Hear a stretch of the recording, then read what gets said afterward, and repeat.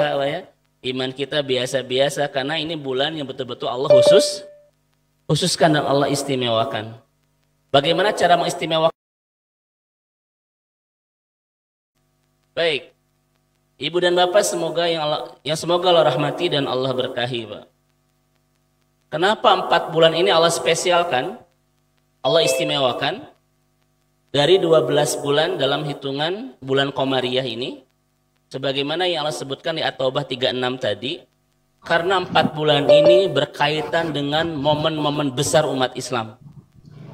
Ya, momen-momen besar umat Islam. Pertama, Dzulqa'dah, Dzulhijjah dan Muharram itu terkait dengan momen besar bernama haji. Ya.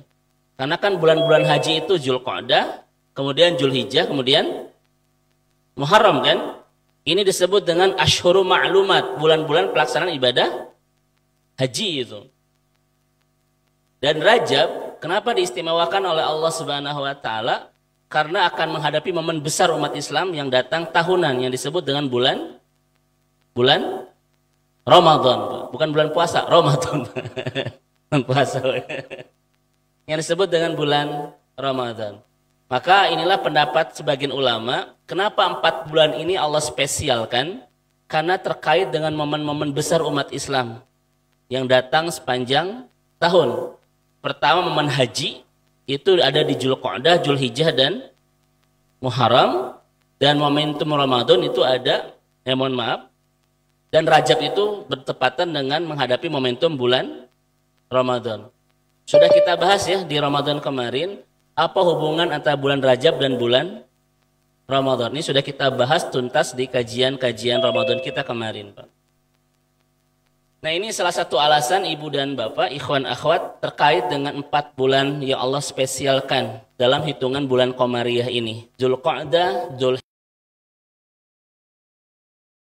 ibadah besar umat Islam, yaitu pelaksanaan ibadah haji. Dan bulan Rajab itu momentumnya akan menghadapi bulan yang sangat besar, yang sangat diagungkan oleh Allah Subhanahu wa taala, yaitu bulan Ramadan. Baik, mari kita lihat apa pendapat Ibnu Abbas terkait dengan kenapa disebut dengan Arba'atun Hurum.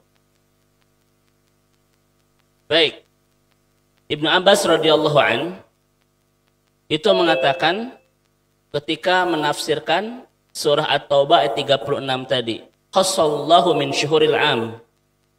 Allah mengkhususkan dari bulan-bulan 12 itu arba'ah asyur, 4 bulan. Ini Allah khususkan. Bagaimana cara Allah mengkhususkannya? Fa'ja'alahunna haraman, ya. Allah menjadikan 4 bulan ini haram tadi, Pak. Cara bahasa haram itu tadi tidak boleh melakukan peperangan. Ya. Dan keutamaan bulan haram ini, kata Ibnu Abbas, itu dijadikan dosa ya dari kemaksiatan kita itu hukumannya berat. Kemudian juga dari amal soleh yang kita lakukan juga ajrun a'dham, itu pahalanya besar gitu. Ini kata Ibnu Abbas. Jadi salah satu pemahaman kenapa disebut dengan bulan haram, karena di bulan ini kalau kita melaksanakan kemaksiatan, itu dosanya akan dilipat gandakan, bahasa kita gitu Pak ya. Dan amal soleh pun akan dilipat gandakan. Ini pendapat dari Ibnu Abbas radhiyallahu an. Makanya di 4 bulan lipat gandakan oleh Allah Subhanahu wa taala, dan barang siapa yang beramal soleh, pahalanya pun akan dilipat gandakan oleh Allah Subhanahu wa taala. Saya bertanya kepada Bapak Ibu, berapa lipatan Pak? Memang tidak ada informasi dari Rasulullah Shallallahu alaihi wasallam. Tetapi kita menemukan loh Pak, Rasul pernah mengatakan di dalam hadis tentang Masjidil Haram itu. Ya kan, tentang Masjidil Haram. Kata Nabi, kalau kita sholat di Masjidil Haram, itu mendapatkan keutamaan lipatan pahalanya itu adalah bi alfi mi'ah. Hadis Bukhari kan? 100.000 itu. Jadi ada bulan haram, ada Masjidil haram. Dua-duanya disebut dengan haram itu. Ya. Dan di Saudi pun ada yang disebut dengan tanah haram. Nah, kita lihat Masjidil Haram kalau kita sholat di dalamnya, Bapak Ibu sekalian, kata Nabi itu keutamanya bi alfi mi'ah 100 ribu.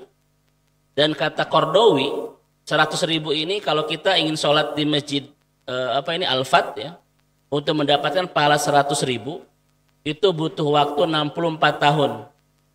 Dengan catatan 5 waktu tidak pernah ketinggalan itu. Baru kita sampai ke 100 ribu. Ya, kalau kita sholat di Masjid Al-Fat ini. Ini menunjukkan keutamaan Masjidil Haram, Pak. Makanya ketika disebut oleh Ibnu Abbas, pahalanya akan dilipat gandakan. Itu bukan 2 lipat, 3 lipat, kata sebagian ulama. Tetapi bisa mengambil informasi dari tanah haram. Kan dua-duanya disebut dengan haram. Di sana adalah Masjidil Haram, Dzulqa'dah adalah Syahrul Haram, bulan yang diharamkan Allah Subhanahu wa taala. Makanya sebagian ulama mengatakan umat Islam jangan berpikir di 4 bulan ini lipatan pahalanya itu bukan 2 lipat, 3 lipat, 4 lipat begitu. Tetapi mungkin mendekati dengan keutamaan Masjidil Haram, Bapak. Itu bisa puluhan lipat lah begitu bahasa kita ya. Demikian juga dosa yang kita lakukan di bulan haram ini. Gitu. Makanya kalau orang Arab itu mau diajak berantem, mereka mengatakan apa? Nanti aja setelah bulan haram gitu, Pak. Karena mereka sangat menghormati 4 bulan ini. Kenapa kajian kita hari ini tentang bab 4 bulan ini, Bapak Ibu? Karena pengistimewaan kita terhadap 4 bulan ini memang belum membudaya itu. Tidak seperti kita mengagungkan bulan Ramadan, Pak. Itu semua serempak Bapak Ibu dalam Ramadan itu. Kenapa? Di sana ada lipat ganda pahala dan lain sebagainya, betul kan? Tetapi ketika kita masuk 4 bulan ini seperti biasa-biasa wae itu, Pak. Hate rudet, rungsing, pase ya dan lain sebagainya. Padahal ini bulan yang Allah istimewakan itu, Masya Allah. Ada ajrun azim, ada ada pahala yang besar, ada juga dosa yang besar. Makanya apa sebagian salafus saleh mengatakan apapun dosa yang kita lakukan di 4 bulan ini itu dosa besar itu, Bu. Karena pahala dosanya berlipat-lipat itu. Nah ini Ibu dan Bapak yang semoga Allah rahmati dan Allah berkahi. Mari kita lihat mengacu kepada kajian dari Dr. Amr Khalid. Perhatikan Bapak Ibu, sebetulnya bukan ini yang saya sampaikan. Karena kalau bahasan ini mungkin Bapak Ibu sudah sangat tahu lah informasi daripada asatid kita ya. Saya tanya kepada Bapak Ibu, apa yang akan kita dapatkan kalau kita melaksanakan ketaatan? Apa yang kita dapatkan kalau kita melaksanakan ketaatan, Pak? Kita bisa menemukan di banyak ayat ya. Contohnya di An-Nahl ayat 97. Man amila salihan min dzakarin au untha wa annahu hayatan thayyibah. Barang siapa yang beramal soleh baik laki-laki maupun perempuan dalam keadaan beriman kepada Allah Subhanahu wa taala, maka dia akan mendapatkan kehidupan yang penuh dengan kebaikan. Ayat ini menjadi informasi bahwa siapapun yang ingin memperbaiki kehidupannya, perbaiki dulu amal solehnya. Itu An-Nahl 97. Karena tidak ada perbaikan kehidupan di amal soleh yang tidak ada perbaikan. Semua ketidakbaikan kehidupan kita pasti berawal dari ketidakbaikan amal soleh kita. Kenapa? Karena hidup ini adalah penjelasan tentang kualitas ibadah kita. Makanya kalau Bapak Ibu lihat kualitas ibadahnya, betul-betul menginformasikan kepada kita kehidupan seseorang itu adalah miniatur atau bukan miniatur, apa namanya? Penjelasan ya Pak dari kualitas ibadah. Dan ayatnya Bapak Ibu. Setidaknya ada 2 ayat yang bisa kita jadikan rujukan. Pertama An-Nahl 97, kedua Toha 124. Apa kata An-Nahl? Amalan soleh hayatan thayyibah. Betul kan? Toha 124. i'rad an dzikri fa innahu lahu ma'isyatan dongka. Kalau ibadahnya baik, kehidupannya akan baik. Kalau ibadahnya buruk, kehidupannya akan buruk. Itu Al-Quran, Bapak Ibu. Makanya baik buruknya kehidupan yang kita jalani sangat terkait dengan bagaimana apa kabar ibadah kita sebetulnya, Bapak Ibu. Tak mungkin ada kehidupan yang baik ketika amal solehnya tidak baik. Itu Al-Quran itu. Makanya kalau ingin lihat kehidupan seseorang, lihat kualitas ibadahnya itu. Kalau ingin tahu manajemen rumah tangga seseorang, manajemen keuangannya, manajemen kehidupannya. Kalau ingin tahu ya, nggak usah lihat 24 jam Bapak Ibu bikin CCTV di rumahnya, Pak. Lihat kualitas ibadahnya itu. Bagaimana istiqomah ke masjidnya, bagaimana istiqomah ketaatannya, itu akan menjelaskan bagaimana kualitas kehidupannya. Setuju ya? Karena tidak ada kehidupan yang baik ketika amal soleh kita tidak baik. Maka di setiap ada ketidakbaikan kehidupan kita, penyebabnya pasti ada ketidakbaikan amal soleh kita. Mungkin kita kurang tahajud, mungkin kita kurang tilawah, mungkin kita kurang sedekah. Kan begitu? Wa man a'rada an dzikri fa inna lahu ma'isyatan dongka. Ketidaktaatan kita kepada Allah atau ketidaksetiaan kita kepada Allah yang disebut dengan i'rad tadi, itu mengantarkan kehidupan kita banyak kesulitan, banyak masalah rumah tangga, masalah keuangan. Bapak Ibu sekarang ada yang punya masalah keuangan tidak, Pak? Nggak usah bilang banyak, Pak. Itu langsung mau curhat. Ketidakbaikan, masalah-masalah kehidupan kita itu sebetulnya apa kata ulama, Bapak Ibu? Masalah hidup itu la ya'ti minal faragh. Masalah hidup itu tidak datang di ruang yang hampa. Selalu ada muqaddimah yang melatar belakangi masalah itu ada. Apa itu? Ketidakbaikan ibadah kita kepada Allah. Maka di setiap momentum ada ketidakbaikan ibadah, sebetulnya kita sedang merencanakan adanya ketidakbaikan hidup itu. Keuangan, Pak, dan lain sebagainya. Betul tidak? Ini Bapak Ibu dirahmati Allah. Makanya tidak ada cara terbaik memperbaiki kualitas hidup kita kecuali satu, memperbaiki kualitas ibadah kita. Nggak ada, Bapak Ibu, Masya Allah itu ya. Ustadz itu dengan banyak orang yang kita sedang tidak bicara harta, Pak. Kita sedang bicara sebuah kualitas hidup itu. Karena kualitas hidup jangan betul-betul orientasinya adalah harta. Makanya gini Bapak Ibu sekalian, jangan pernah melihat kebaikan Allah hanya masalah harta, Bapak Ibu sekalian. Dan jangan mengukur kebaikan hidup kita lewat hanya kebaikan maksudnya lewat harta, jangan, Bapak Ibu. Banyak loh orang-orang yang berlimpah hartanya tapi hatinya tidak tenang, resah, Pak. Rumah tangganya tidak harmonis, kualitas hidupnya tidak penuh, tidak punya kebahagiaan. Ada kan orang kayak begitu, Pak? Ada enggak? Banyak, Pak. Makanya jangan pernah melihat kebaikan Allah hanya lewat harta. Berarti Fir'aun, Qarun, Namrus of the gang gitu, Pak. Adalah orang-orang yang dicintai oleh Allah itu. Betul tidak, Pak? Ini kesalahan kita yang pertama, Bapak Ibu. Kalau sudah bicara rezeki, pasti ujungnya apa? Harta. Ya. Makanya Bapak Ibu harus banyak doa, duit itu. Nah, duit itu kan gitu, Pak. Ini kita, Bapak Ibu, kesalahan kita yang pertama. Kalau sudah bicara rezeki, kita harta terus. Padahal kata Sya'rawi, harta itu adalah adna rezeki paling rendah, paling kecil, Pak. Ada banyak rizki-rizki yang lebih indah melebihi harta. Betul nggak Bapak Ibu sekalian? Apa ini di mana-mana, Ustaz? Kalau kita bicara masalah rezeki, ujung-ujungnya apa? Bicara harta itu. Betul, Pak? Padahal kesalahan terbesar adalah ketika kita membangun image rezeki itu adalah harta. Memang rezeki itu harta, tapi adna harta paling, rezeki paling, Masya Allah Ibu sekalian, ada banyak rezeki yang keindahannya melebihi sekedar nominal harta, Bapak Ibu sekalian. Betul tidak? Makanya lihat ada orang, Pak, ibadahnya bagus,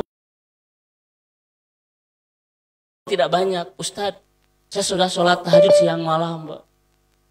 Saya sudah sholat duha, tetapi kenapa bisnis saya belum lancar, Pak? Kenapa rezeki saya belum berlimpah? Itu salah nggak orang bilang begini? Salah, Pak. Seakan-akan bisa tahajud, seakan-akan bisa duha itu bukan rezeki loh. Itu rezeki yang keindahannya. Ya enggak? Ustadz, saya sudah tilawah itu ya. Saya sudah menghafal lebih dari 30 juz, itu bohong itu, Pak. Saya sudah ini, sudah itu, tetapi kenapa rezeki saya itu belum lancar? Ini orang salah, Pak. Apa kata Nabi dalam hadis Ibnu Abi Syaibah? Allah berikan dunia ke sembarang orang, kan? Wala yutil iman illa man ahab. Tetapi Allah tidak memberikan kenikmatan hidup bersama iman, kenikmatan ibadah kecuali kepada orang-orang yang Allah cintai. Ibadah itu, Pak, rizkinya lebih indah melebihi harta. Tapi banyak orang yang tidak bahagia ketika bisa ibadah tapi belum punya banyak harta ini. Betul nggak, Bapak Ibu sekalian? Saya ulang, Bapak, saya ulang ya. Ini hadis Nabi dari Ibnu Abi Syaibah. Itu rizki yang keindahannya melebihi harta. Tetapi banyak orang yang kehilangan kebahagiaan ketika sudah bisa ibadah, ya, ketika hartanya belum banyak, Bapak Ibu sekalian. Ini betul nggak, Pak? Saya kemarin, Bapak Ibu sekalian, ini oleh-oleh umroh ya, Pak. Kan Allah itu wallahu yad'u ilal jannah. Allah itu membawa kita kemana? Ke surga. Allah itu ingin membawa kita ke surga. Ada 3 tanda seorang hamba ini sedang disiapkan oleh Allah untuk pulang ke surga. Makanya kalau Bapak Ibu punya 3 tanda ini, kita harus menjadi hamba yang paling bahagia. Karena di antara hamba-hamba Allah kita yang dipilih untuk disiapkan pulang ke surga. Pertama, idza aradallahu bihi khairan yufaqihu fiddin. Kalau Allah sudah menghendaki kebaikan bagi seorang akhirat, yufaqihu fiddin. Allah pahamkan dia dalam urusan agama. Ini ciri pertama, Pak. Orang yang sedang disiapkan oleh Allah Subhanahu wa taala untuk mendapatkan kebaikan tidak hanya di dunia tapi nanti kebaikan di akhirat. Artinya dia akan mendapatkan surga. Ciri pertama adalah sudah Allah pahamkan urusan agama. Dia, Bapak Ibu, ingin tahu mana halal mana haram, Pak. Ingin tahu bagaimana menjadi seorang mukmin yang baik, bagaimana cara sholat, bagaimana cara beriman yang baik kepada Allah. Dia pengen tahu ini semua, makanya terus belajar, Pak. Itu ciri loh, Pak. Orang sudah disiapkan oleh Allah untuk bisa pulang ke surga itu.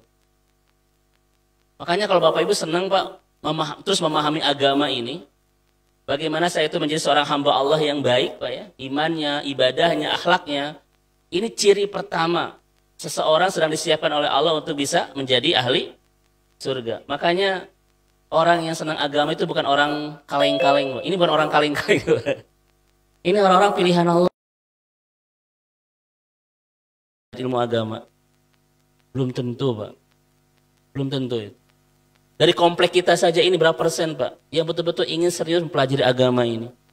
Karena Allah karena Allah ini pilihan banget, Pak, tidak sembarangan itu. Makanya di setiap kajian, Bapak Ibu sekalian, kita tidak menemukan mayoritas, Pak, dari jumlah komunal kita. Maka jangan marah-marah, jangan berputus asa. Memang ini pilihan Allah Subhanahu wa taala itu. Betul, Bapak Ibu sekalian? Kajian itu gratis, Bapak Ibu. Tetapi tidak banyak orang yang tertarik. Sementara Coldplay itu pas 11 juta itu tiketnya. Tapi sold out, Bapak Ibu sekalian. Sampai-sampai saya ditanya oleh jamaah itu ya, Ustadz, kan kalau tiket resmi itu 850.000, saya beli di calo itu 2,5 juta. Apa hukumnya sih, Pak? Ini ingin nonton konser juga nanya hukum, Bapak Ibu sekalian. Apa hukum beli tiket di calo yang harganya sudah berlipat-lipat 2 juta setengah. Padahal harga aslinya berapa? 850.000 itu. Saya tahu, Pak, dari jamaah itu. Bukan saya nyari-nyari informasi kan. Eta untuk nonton aja. Itu orang nanya pikir itu, apa hukum beli di calo cina gitu ya. Yang paling lucu ada jamaah itu ya. Jamaah itu. Ada anak-anaknya ingin nonton, Pak. Dia bilang, secara syar'i saya boleh wajib mendampingi tidak itu, Pak. Kita mah modus Pak ingin nonton itu. Kata orang tua, Ustaz secara fikih saya wajib mendampingi tidak itu, Pak. Untuk apa? Ya harus sekali, makanya bahagia Pak kalau kita ini sudah senang mempelajari ilmu agama. Semakin ingin terus mendalami pemahaman agama kita ini ya Pak ya. Kenapa? Aradallahu bihi khairan.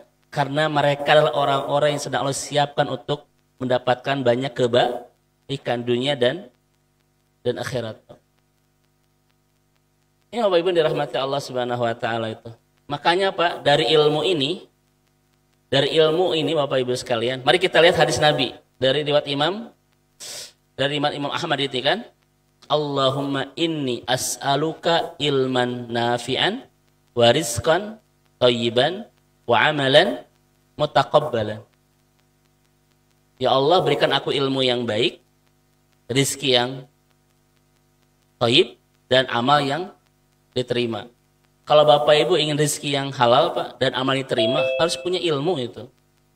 Itu Bapak Ibu, itu hebatnya memang hadis Rasulullah SAW. Ilmu akan mengantarkan kita ke rizqan thayyiban, ke harta yang baik. Makanya kalau kita minta sama Allah, ya Allah berikan aku harta yang halal Pak. Maka Bapak Ibu ingin mendapatkan harta yang halal itu harus diilmui Pak. Orang itu semakin dalam ilmunya akan semakin bersih hartanya. Dia tahu mana halal, mana haram. Dia tahu mana riba, mana bukan Bapak Ibu. Dia akan paham ini semua itu. Betul kan? Makanya ciri orang yang tidak dalam ilmunya, Pak, itu tidak bersih hartanya. Saya ulang. Ciri orang yang tidak dalam ilmunya tidak bersih hartanya. Karena kebersihan harta sangat berkait dan kedalaman keilmuan Bapak Ibu. Betul kan? Dan yang kedua, kenapa kita harus punya ilmu untuk mendapatkan amalan mutaqabbalan, amal yang diterima. Mungkin nggak amal kita diterima tanpa kita ilmui, Bapak Ibu? Tidak, ini agama ilmu kita ini, Bapak Ibu sekalian. Ya, seseorang itu wajib untuk menuntut ilmu. Untuk apa? Untuk membersihkan hartanya, untuk menjadikan amalnya diterima, untuk menyiapkan dia menjadi ahli surga Pak. Ini semuanya butuh ilmu. Contoh saya tanya kepada Bapak Ibu sekalian, apa syarat yang amal kita diterima Allah? Dua kan? Pertama kata Imam Nawawi adalah ikhlasun niyah. Niatnya harus ikhlas. Yang kedua ittiba'u sunnati Rasulillah, harus mengikuti sunnah Rasul. Dua-duanya butuh ilmu nggak Pak? Oh Masya Allah Pak. Orang tidak bisa sekedar saya ikhlas, itu harus ada ilmunya Pak. Apa itu ikhlas? Bagaimana cara kita membersihkan hak? Itu ilmu banget Ibu Bapak sekalian. Sampai-sampai Nabi bilang apa? Tolabul ilmi faridoh. Tapi jangan terlalu semangat Pak. Tolabul ilmi faridotun ala kulli syai'in qadir. Saking semangat. Kita mendalili mengaji Pak ya. Tolabul ilmi faridotun ala kulli syai'in qadir. Ini jadi ke ayat Bapak Ibu sekalian. Nah, ini yang pertama Pak. Saya sering ini Pak, sedih ya. Sedihnya itu Senin sampai Jumat sibuknya di mana? Di kantor. Sabtu sampai Minggu sibuknya di mana Pak? Di hobi itu. Pertanyaannya dua. Kapan dia punya waktu bersama Allahnya? Dua, kapan dia punya waktu untuk memperdalam ilmu agamanya? Karena nggak mungkin ada orang yang ke surga Pak. Dia tidak paham ilmu agama itu. Betul? Ada nggak di surga itu? Tidak ada Pak. Bapak Ibu silakan lihat tentang bagaimana cara Allah Subhanahu wa taala ini membicara tentang bab surga. Apa kata Nabi? Yang paling banyak memasukkan ke surga itu akhlak yang baik.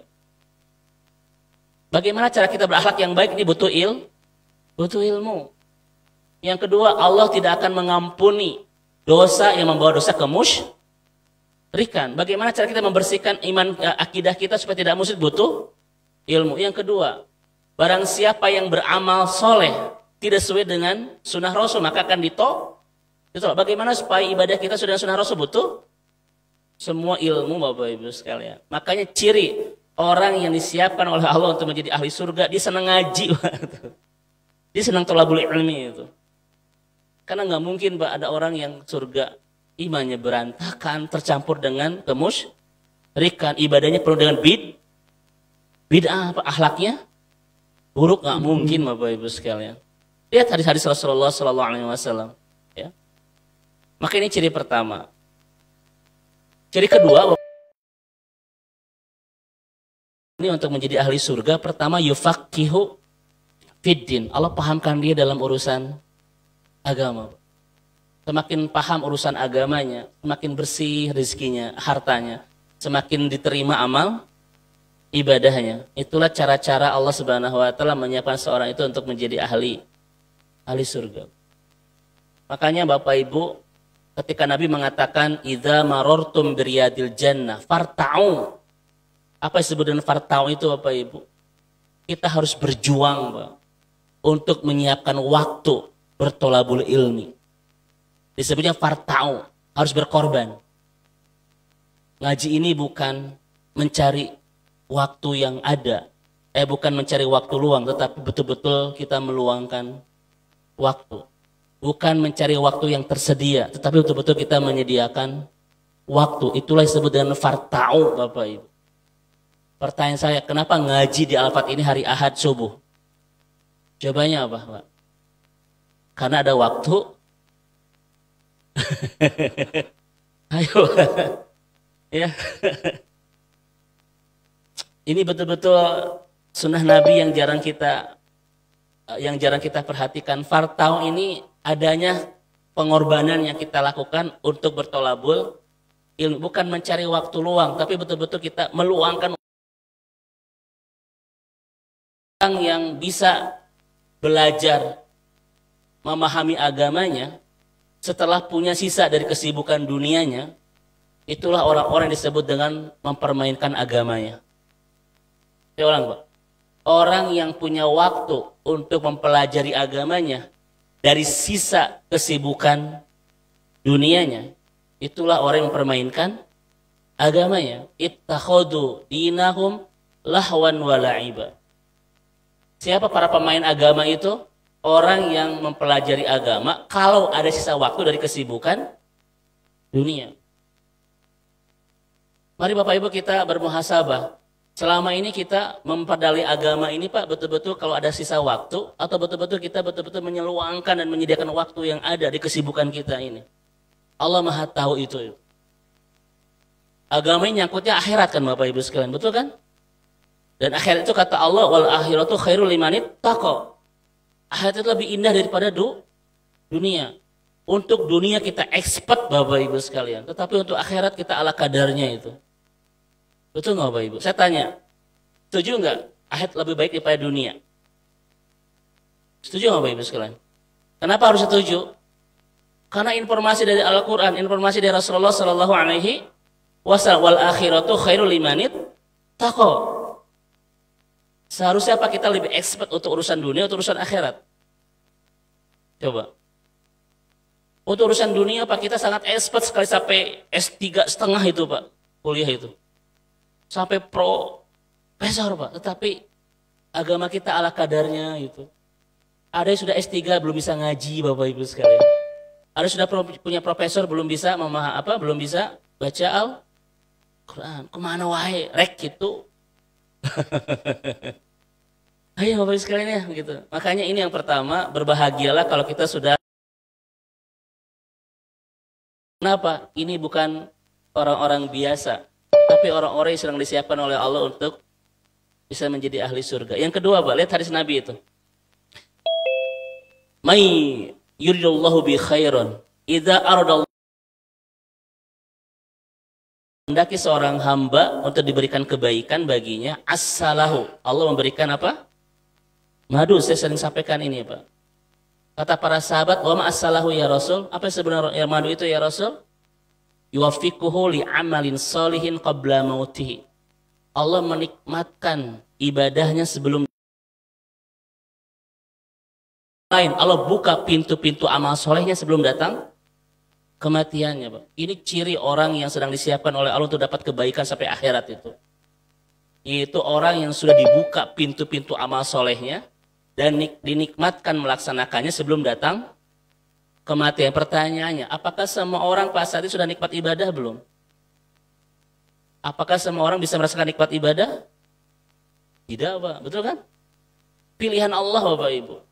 Kenapa banyak yang tidak ke masjid, Pak? Bukan karena rumah yang jauh dari masjid. Dia belum merasakan kenikmatan apa-apa di masjid itu. Kalau orang sudah tidak merasakan kenikmatan apa-apa, dia akan mudah meninggalkan itu.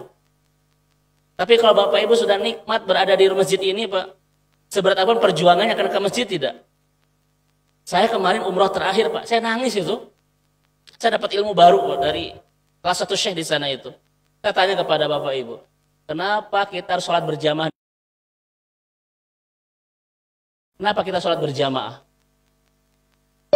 Selama ini Bapak Ibu memahaminya apa? Satu perintah, dua pahalanya apa? Berlipat-lipat. Tiga, kenapa Rasul menyuruh kita sholat di masjid? Bahkan kalau tidak ke masjid itu bakar rumahnya, tapi jangan dilakukan, Pak. Bakar rumah, Pak, ya. Jangan, Bapak Ibu sekalian.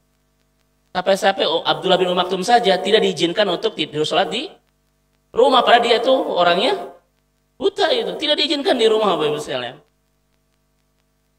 Kenapa kita diwajibkan untuk sholat berjamaah?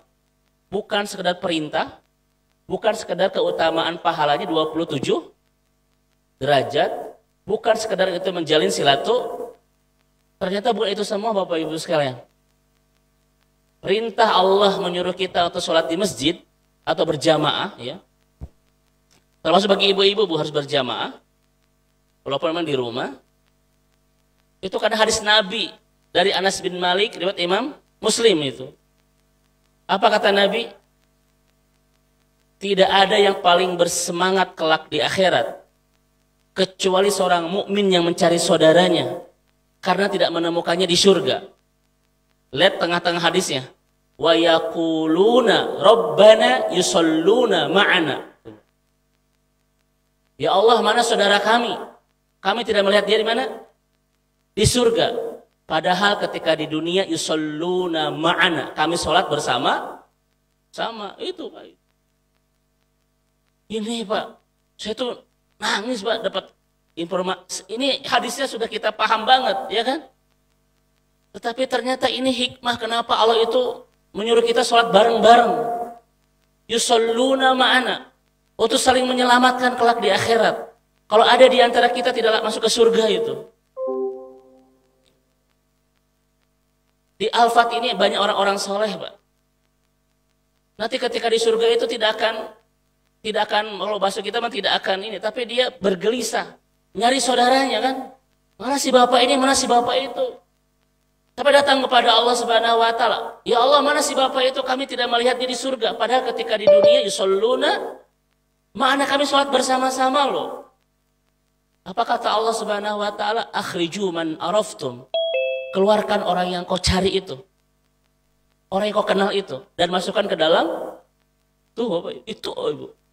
Nangis saya, Pak, Masya Allah itu. Ternyata ini alasan kenapa Rasul itu menyuruh kita sholat bersama.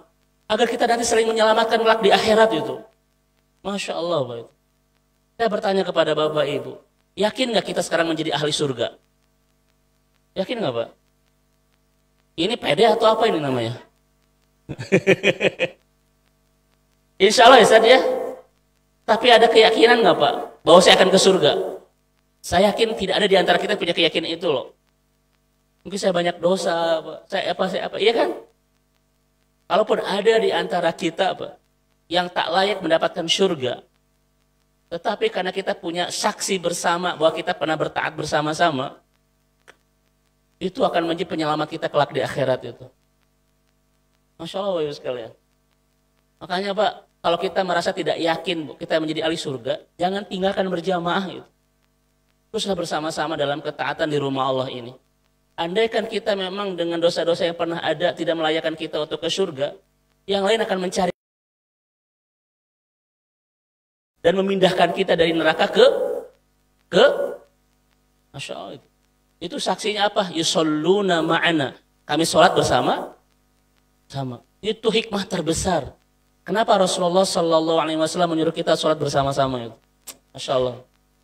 Termasuk ibu-ibu. Apakah sholat berjamaah ini bagi laki-laki saja?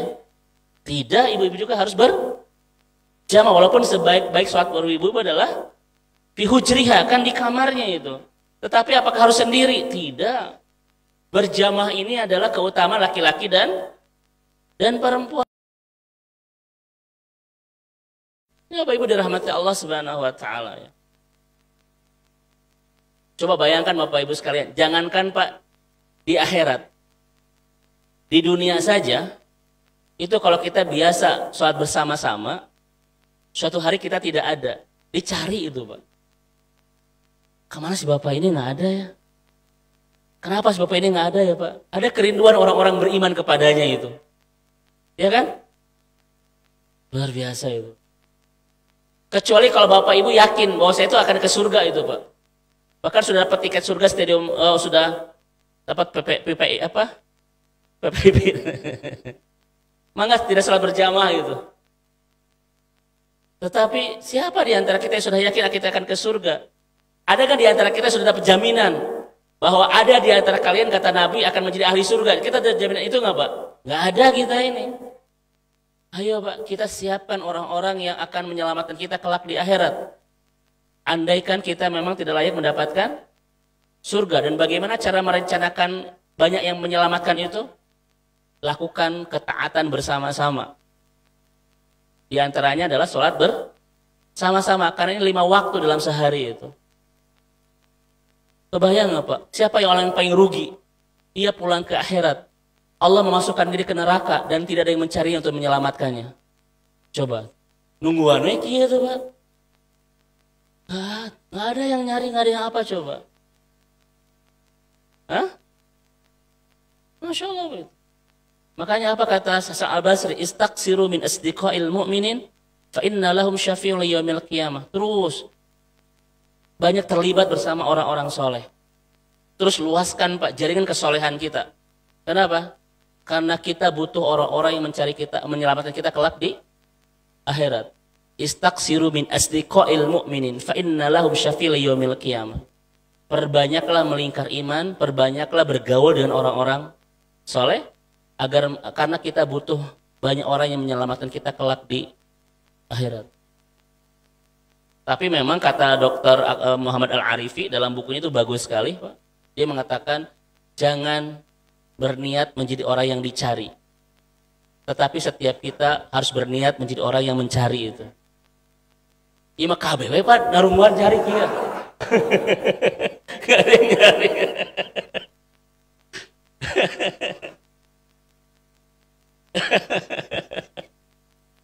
Semuanya Pak nunggu ya, nggak ada yang nyari.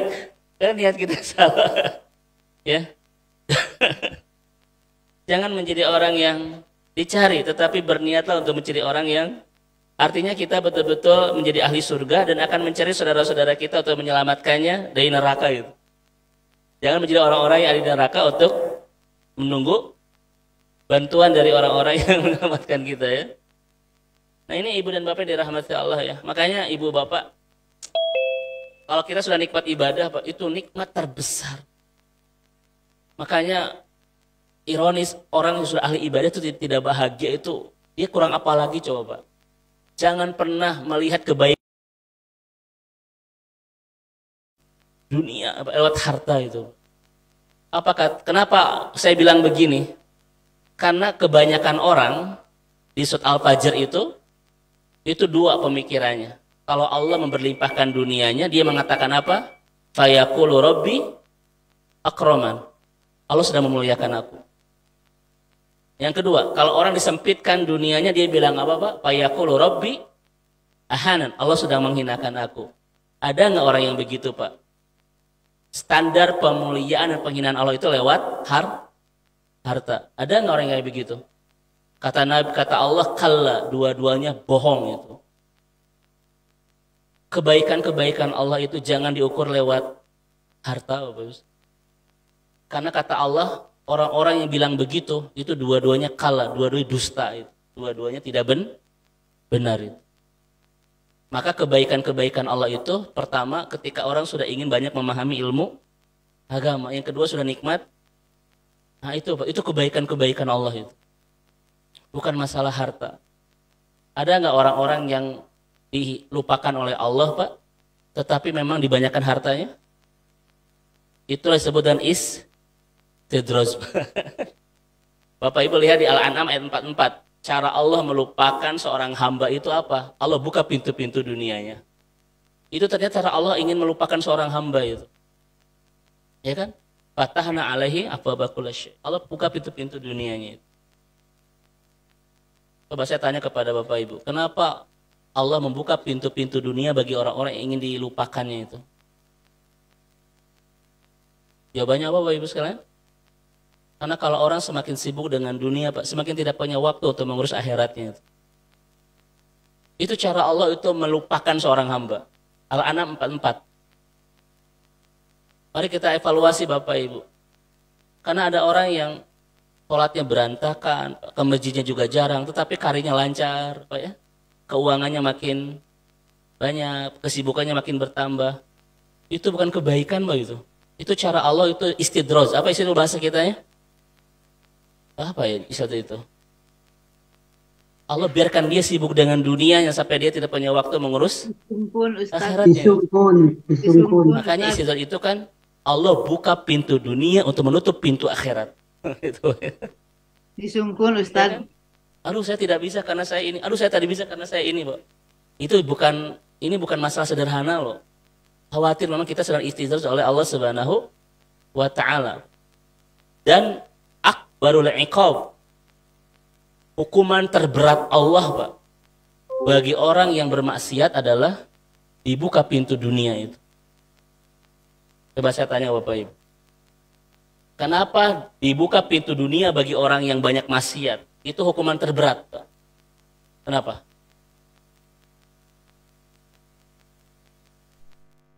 Coba. Itu a'damul iqab namanya. Hukuman terbesar bagi orang yang maksiat itu dibuka pintu. Kenapa disebut hukuman terbesar? Coba. Kan kita, oh Allah baik sama saya. Pak, itu hukuman terberat. Karena orang yang makin dibuka dunianya, Pak, makin tidak punya momentum untuk kembali kepada Allah. Makin tidak punya waktu bersama Allah, Bapak Ibu. Makin tidak punya momentum untuk bertobat itu. Karena selalu terus disibukkan dengan dan itu hukuman terberat, Pak. Justru kata Ibnu Qayyim, Bapak Ibu sekalian, Bapak Ibu nanti beli buku judulnya Ada. Ini bagus sekali. Di sana beliau menjelaskan tentang apa namanya? Faktor-faktor ya. Bukan faktor, apa penyebab, apa dampak kemaksiatan dalam kehidupan kita, Pak. Kalau Bapak Ibu bermaksiat, Pak, kemudian dapat teguran dari Allah. Karena Allah sedang ingin membuat kita kembali, Pak. Tetapi kalau kita berbuat maksiat, malah Allah buka pintu-pintu dunia kita. Itulah yang mengkhawatirkan. Karena kita tidak punya energi untuk kembali itu. Iya kan Bapak Ibu sekalian? Ada kalau di sini insya Allah surga semua lah, Pak ya. Ini mah sudah insya Allah, ini mah sudah banyak cap ahli firdaus ini, Pak ya. Insya Allah. Karena ada orang, Pak, ke masjid tidak, berjamaah tidak, tilawah tidak, tapi makin sibuk Pak di kantornya itu, di dunianya itu. Oh Allah mah sayang sama saya dapat berkah, saya dapat. Kan orang begitu ya, Pak ya. Tidak, Bapak Ibu sekalian. Jangan-jangan memang ini adalah cara Allah untuk membuat kita makin jauh darinya. Dengan disibukkan pintu-pintu tuh dunianya itu. Wa iyadzubillah ya. Nah ini Ibu dan Bapak yang dirahmati Allah Subhanahu wa taala terkait dengan apa? Terkait dengan ciri-ciri orang yang sedang disiapkan oleh Allah Subhanahu wa taala untuk bisa menjadi ahli surga ya. Nanti kita kajian khusus lah buat bab ini ya. Nah ini Ibu dan Bapak, jadi kebaikan itu, Pak, kebaikan itu lahir dari sebuah ketaatan, betul? Dan keburukan lahir dari sebuah kemaksiatan. Maka hati-hati dengan 4 bulan ini. kalau kita berbuat maksiat, dampak buruknya itu kalau bahasa kita dipercepat oleh Allah Subhanahu wa taala. Karena di sini di 4 bulan ini setiap dosa akan dilipat gandakan, setiap kebaikan akan dilipat. Maka siapapun yang betul-betul ingin memperbaiki kualitas kehidupannya, maka perbaiki kualitas ibadah dia di 4 bulan ini. Ketika Allah sedang betul-betul memberikan pahala yang berlipat-lipat di bulan yang sangat Allah spesialkan ini. Saya yakin di antara kita sedang ingin mendamba kualitas rumah tangga yang lebih baik kan, kualitas ekonomi yang lebih baik, kualitas kehidupan ada di antara kita lah. Kelihatan beberapa wajah Pak, 1, 2. Ada di antara kita yang sedang mendamba itu semua. Maka ini 4 bulan yang betul-betul kalau bahasa kita Allah akan percepat ini percepat dampak kebaikannya dan percepat dampak keburukannya. Ini disebut dengan arba'atun hurum itu. Maka ibu dan bapak jaga kemaksiatan kita agar tidak kita lakukan di 4 bulan ini. Walaupun memang di bulan-bulan yang lain pun tidak ada. Tapi kata Ibnu Abbas lebih khusus di 4 bulan ini. Dan siapa yang ingin betul-betul memperbaiki kualitas hidup lebih baik bersama Allah Subhanahu wa taala, maka perbaiki kualitas amal soleh kita di 4 bulan ini. Makanya kita lihat, ini masih ada waktu nggak Pak? Soalnya ini masih banyak. Ini kata Ibnu Rajab, Bapak Ibu sekalian. Nah, lihat Pak, sampai-sampai Rasul bilang apa? Afdhalus siyam ba'da Ramadan syahrullah al-Muharram. Puasa yang paling baik setelah Ramadan itu adalah puasa di bulan Muharram. Muharram 4 bulan yang diharamkan bukan? Masuk Pak itu. Makanya kualitas ibadah kita akan menjadi yang terbaik kalau kita betul-betul menspesialkannya di 4 bulan ini. Sampai-sampai cuma dua sholat saja, 2 saum saja, yaitu Asyura dan Tasu'a, itu menjadi saum terbaik setelah bulan Ramadan itu. Kenapa? Karena kita melaksanakan ketaatannya di bulan haram, Bapak Ibu sekalian. Kan kata Nabi, Abdalus shalah ba'dal faridah sholatul lail. Sebaik-baik sholat setelah fardu itu sholat malam. Afdhalus siyam ba'da Ramadan syahrullah al-Muharram. Dan sebaik-baik saum setelah Ramadan itu adalah saum di bulan Muharram. Apa yang disebut dengan saum di bulan Muharram? Itu saum Asyura. Saum tanggal 10 di bulan Muharram. Itu 1 hari itu disebut dengan saum terbaik yang bisa menghapus dosa selama 1. Juga Tasu'a tanggal 9-nya, walaupun ini disebut dengan sunnah hammiyah, sebuah sunnah yang belum dilakukan oleh Rasulullah Sallallahu Alaihi Wasallam. Ini Bapak dan Ibu, makanya siapapun yang ingin mendapatkan keterbaikan kehidupan, maka persembahkan ibadah-ibadah terbaik di. Ibu lihat ujung ayat ini, saya percepat karena waktu. Ini ujung ayatnya. Dari At-Taubah ayat 36 itu. Apa yang harus kita lakukan di bulan-bulan yang Allah istimewakan? Yang pertama, fala tadlimu fihinna anfusakum. Jangan menzolimi diri. Saya tanya kepada Bapak Ibu, apa yang disebut dengan menzolimi diri?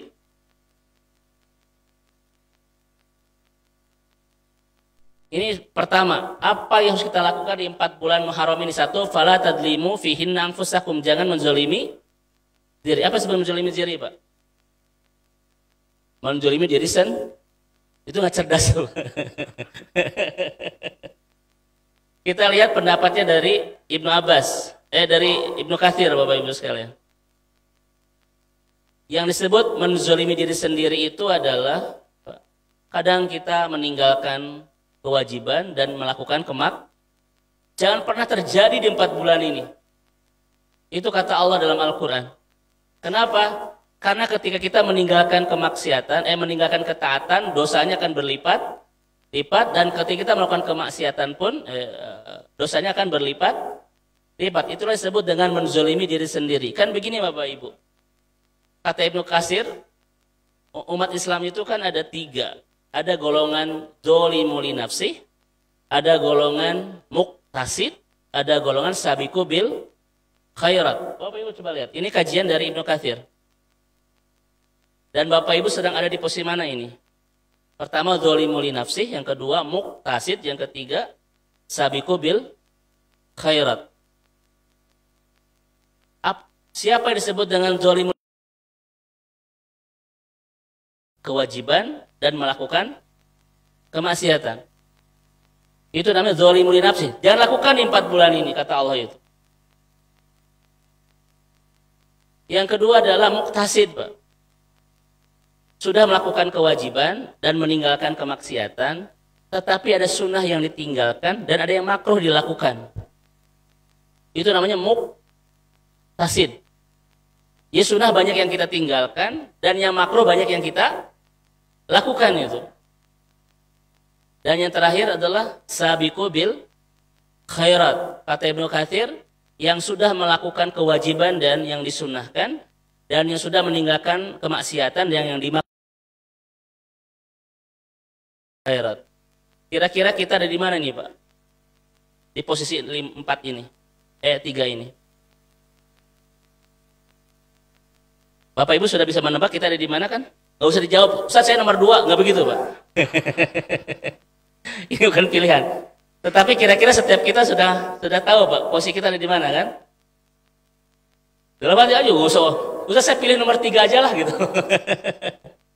Mudah-mudahan yang hadir di sini adalah hamba-hamba Allah yang sudah kategorinya sabiqu bil khairat, Pak. Ya. Sabiqu bil khairat.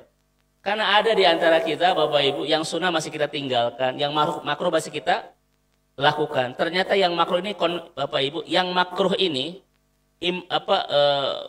konsekuensinya adalah muqtasid. Dan muqtasid ini nanti luar biasa Pak di akhiratnya begitu ya. Ada banyak nanti hisaban Allah Subhanahu wa taala. Bahkan bisa menggagalkan dia untuk masuk surga itu. Hati-hati Bapak Ibu. Makanya setiap kita, kata para ulama itu, terus memperbaiki diri untuk sampai ke level sabiqu bil khairat. Ya. Ada di antara kita yang berbuat maksiat dan sebagainya. Jangan lakukan di 4 bulan ini. Allah akan langsung tunjukkan Bapak Ibu keburukannya itu. Ya. Wa yadzubillah.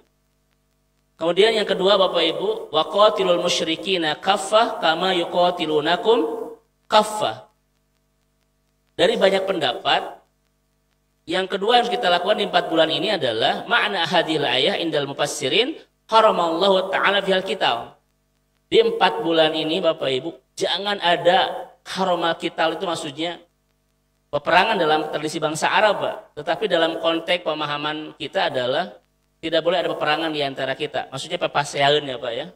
Tidak boleh ada keburukan antara hablu minan nas.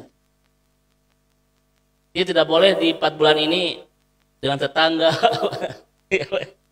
Di hati kita banyak keburukan tentang saudara kita ya, seudon, sombong, dengki, itu tidak boleh ada di bulan ini. Kenapa? Karena dosanya akan Allah lipat gandakan. Ini yang disebut dengan haramallahul fihal qital. Tidak boleh ada persoalan-persoalan hablum minan nas yang ada di antara kita terkait dengan 4 bulan ini. Siapa yang punya utang cepat bayar Bapak Ibu sekalian di 4 bulan ini ya. Ya, ya termasuk itulah. Hah? Ya kecuali belum ada ya Zat ya begitu. Ya. Ayo betul-betul kita selesaikan masalah-masalah hablum minan nas kita. Ini adalah cara kita menghormati 4 bulan yang Allah muliakan. Karena siapa yang di bulan ini masih ada kemaksiatan, Pak, masih ada masalah dengan orang, dia sedang tidak memuliakan bulan-bulan yang Allah muliakan itu. Dan ini salah satu penghinaan kita kepada Allah Subhanahu wa taala. Dan yang terakhir Bapak Ibu sekalian adalah, ini sebetulnya banyak Pak ya, tetapi karena waktu, wa'lamu annallaha ma'al muttaqin. Perkuat ma'iyah kita dengan Allah, kebersamaan kita dengan Allah di 4 bulan ini. Perkuat kebersamaan kita dengan Allah di 4 bulan ini. Dengan cara apa? Itu Pak, dengan cara banyak munazat, beristighfar Pak, berkholwat ya, berzikir. Terus perkuat kebersamaan kita dengan Allah, menjadi orang-orang yang sedang hebat membangun kebersamaan dengan Allah di 4 bulan ini. Itu adalah yang dilakukan oleh, ini sebenarnya banyak Bapak Ibu, itu yang diinformasikan di dalam Al-Quran tentang aktivitas terbaik kita di 4 bulan yang Allah muliakan. Yang pertama adalah jangan menzolimi diri. Yang kedua adalah haramallahu fiyal qital, hindari masalah-masalah yang terkait dengan hablu minanas. Yang ketiga, wa'lamu annallaha ma'al muttaqin, perkuat ma'iyah kita bersama Allah Subhanahu wa ta'ala, yaitu kebersamaan kita dengan Allah Subhanahu wa ta'ala. Saya mohon maaf Bapak Ibu tidak menjelaskan lebih lanjut karena waktu kita sangat terbatas, tetapi inilah 3 aktivitas yang dipandu oleh Al-Quran yang harus menjadi aktivitas prioritas kita. Maka dengan 3 hal ini mudah-mudahan Allah semakin memuliakan dan mengistimewakan kehidupan kita dunia dan akhirat ya. Wallahu a'lam bishawab. Mangga ada yang sampaikan, saya persilakan Bapak Ibu. Ada yang sampaikan, silakan. Cukup ya Ibu Bapak? Ya, karena memang sudah ada pergerakan dan karena ini bulan yang spesial pasti pergerakan spesial ya. Bubur spesial. Kalau tidak ada pertanyaan cukup sekian, mudah-mudahan kajian ini ringan tetapi betul-betul bisa memandu kita ya. Bagaimana cara kita mengisi hari-hari di 4 bulan spesial ini dengan persembahan-persembahan ibadah spesial kita kepada Allah Subhanahu wa ta'ala agar Allah menspesialkan kehidupan kita dunia dan akhirat kita insyaallah. Saya tutup dengan doa, Rabbana la tuzigh qulubana ba'da idh hadaitana wa hab lana min ladunka rahmah innaka antal wahhab. Rabbana atina fid dunya hasanah wa fil akhirati hasanah wa qina adzabannar. Subhana rabbika rabbil izzah amma yasifun wassalamun alal mursalin walhamdulillahi rabbil alamin. Afwan minkum. Assalamualaikum warahmatullahi wabarakatuh. Waalaikumsalam warahmatullahi Waalaikumsalam warahmatullahi wabarakatuh. Jazakallah khair. Assalamualaikum warahmatullahi wabarakatuh. Jazakallah khair Pak Ustadz. Izin lip. wabarakatuh. Hatur nuhun Ustadz, mugi Ustadz sehat terus. Hatur nuhun MT Alfat.